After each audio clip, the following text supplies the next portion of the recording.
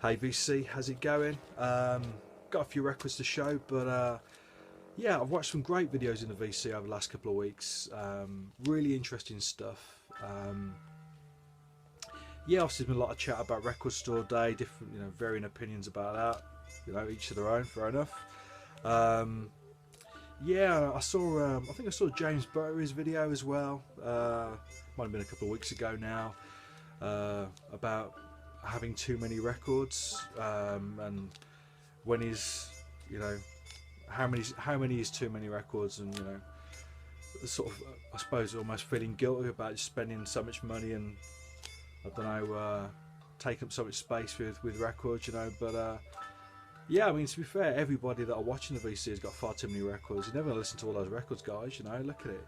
I mean, I can say the same myself. I've got thousands of the things, but that's not what it's about, is it? It's all about, yeah, it's the whole experience of buying records and looking for music and talking about music. I mean, my wife laughs at me when I tell her that some of the happiest times of my life have been in record shops. Finding random records or meeting people and just chatting about bullshit, basically. It's cool, like it. So don't worry about all those records. But if the question is, have I got too many records, I think the answer for most people in the VC is yes, you have far too many records. But there you go. Anyway, this is what I'm listening to. 20,000 Leagues Under the Sea. I've shown this before, but yeah, I'm showing it again because obviously it's what's playing in the background. But it's by Johnny Trunk. The idea is that you read along to the story. Jules Verne. It's Jules Verne, isn't it? I think so. I think so. Yeah, Jules Verne. Whilst listening to the score, which is a really nice thing. Yeah, so very cool. Record Store Day last week. Obviously, I said I didn't go out on Saturday. I was looking after my little boy, so I didn't get to hit any record shops. But I did buy a few records online, and actually, that's talking about that. It's, I think those are the videos in the VC that I find most interesting, and those are the ones where people show where they buy music. Any of us can sit on our asses on a computer and buying records on eBay or on Discogs, whatever. You can get hold of any record that you ever wanted to.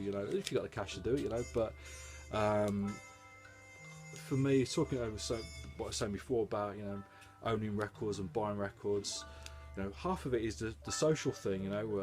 Going out looking for records, meeting people. I mean, obviously where I am now, I'm quite lucky in Birmingham, major city. There's a few shops, but there's always several fairs throughout the year, so you get meeting the same dealers. People know what you like. People make recommendations. Yeah, I like that sort of thing. So that's half of it. Not just buying the record and listening to it. It's the whole experience. So anyway, Record Store Day. I didn't go out. I did buy a couple of things online, having said that, but this is Julian Cope, Julian. This came out, I think, in 1990. It was originally released only as a limited release, and it was only released in Austin, Texas. And the reason being, it's a very low-key affair. It's very lo-fi. I think recorded in just a couple of days. But it was done as a way of raising some money to free Rocky Erickson, he of the 13th floor elevators. He was in prison at the time, and just it was an excuse to try and raise some cash to help free him, just raise a campaign and awareness, etc.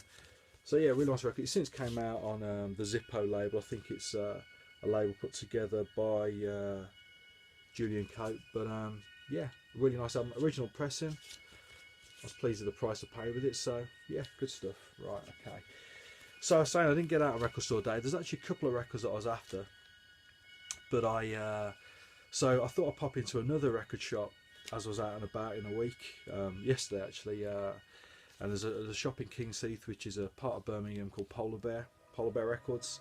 Went in there, they didn't stock any Record Store Day stuff, so fair enough. So I had a good mooch through the used bins, found a couple of bits, but on the wall they had a number of jazz albums. I was chatting to the owner, and he's explaining that he bought a collection, and if these records have been played once, twice, I mean, that would be the maximum, so yeah, some lovely stuff. I mean, it was all priced, but it was well worth it. It's priced fairly, you know. So there's you know, even if you bought it and you want to sell it on, there's room in it to make a quid or two, but not too much, you know. But you weren't going to lose out. But I picked up this record, Louis Mahalo Octet, Spirits Rejoice. Now, I first saw this record 7 or 8 years ago, and obviously was drawn to it because of the cover. I mean, I think that's a wonderful image. He was a South African drummer. The album was made by a group of South African musicians, I think recorded in the UK. This is an original UK press, lovely laminated sleeve on the Ogun label,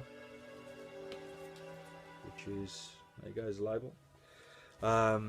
Yeah, and you are obviously I've heard bits of this. I say since originally seeing the sleeve. I've seen it shown in the VC a few times as well. I mean, I'm not pretend to be any sort of expert on jazz. I mean, there's plenty of people in the VC who know a lot more stuff about jazz than me. But yeah, I really like this record. The first track is a little bit too free for my liking, I must admit.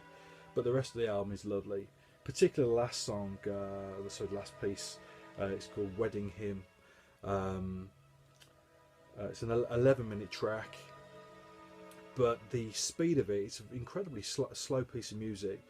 It's got more of a funeral march feel to it than anything to do with a wedding. So yeah, a really interesting piece of music. But yeah, the highlight for me is the track "You Ain't Gonna Know Me Because You Think You Know Me," and just the rhythm section on that track is just wonderful, you know. So yeah, definitely recommend this. But yeah, really pleased to find it. Right, okay. Something I bought a little while ago. This Marianne Faithfull, Easy Come Easy Go. This is something she recorded, I think 2008, 2009. I think I'm right saying that. It's double album, double vinyl. Original UK press. Yeah, 2008. But this is a nice record. It's got a variety of songwriters on here, including PJ Harvey, Nick Cave. I think Jarvis Cocker's in the mix as well.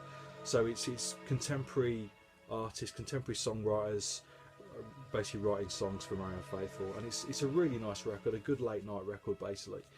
But yeah, worth picking up if you see it. And I got that very cheap actually, so I picked it up at a record fair, I think probably last November, December time, you know. So, but yeah, very cool.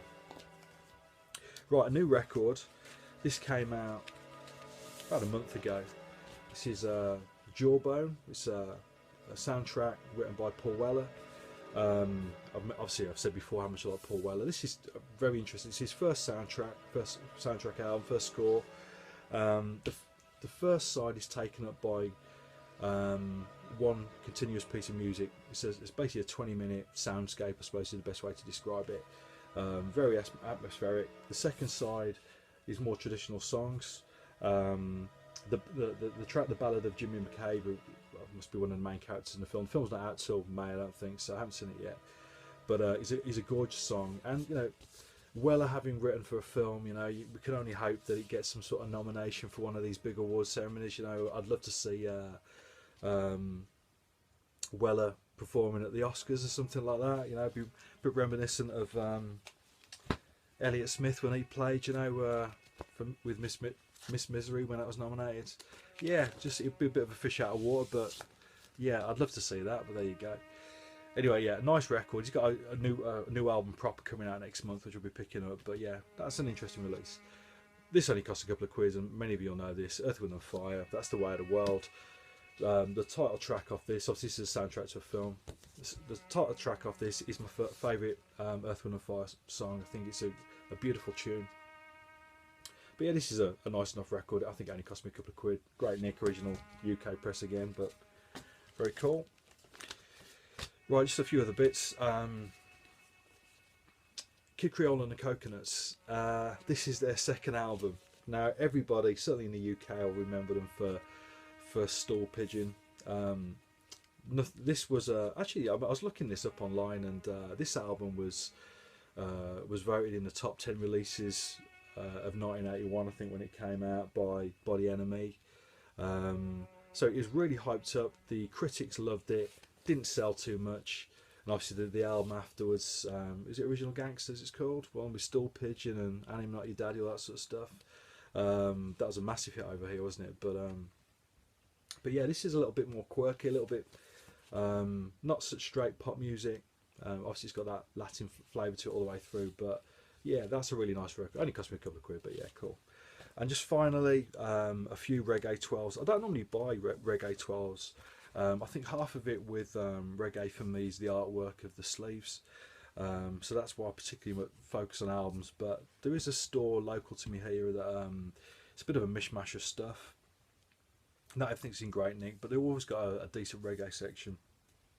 So first up, Janet Kay, her cover of Loving You, the Minnie Riperton tune. Get my words out. Many of you will know Janet Kay she had a massive hit in the UK, Silly Games, which is similar to Loving You. It's got that really high note in it, which is what people remember it for. But yeah, this is a great version of Loving You. I've played this quite a lot. It's got a lovely extended dub on the end. So yeah, it's only cheap, but cool. Right, this is something I just picked up on a whim basically. This is another Reggae 12. Just purely because it's a cover of Love Don't Live Here Anymore. The artist is called Sonia, 1982, on the D-Roy label. Yeah, great version. Yeah, I've played that quite a lot actually since picking it up. Worth checking online. Perhaps trying to stick a link with this video. And just finally, Claudette Miller and the Ebony Sisters. A cover of the Bee Gees' Too Much Heaven.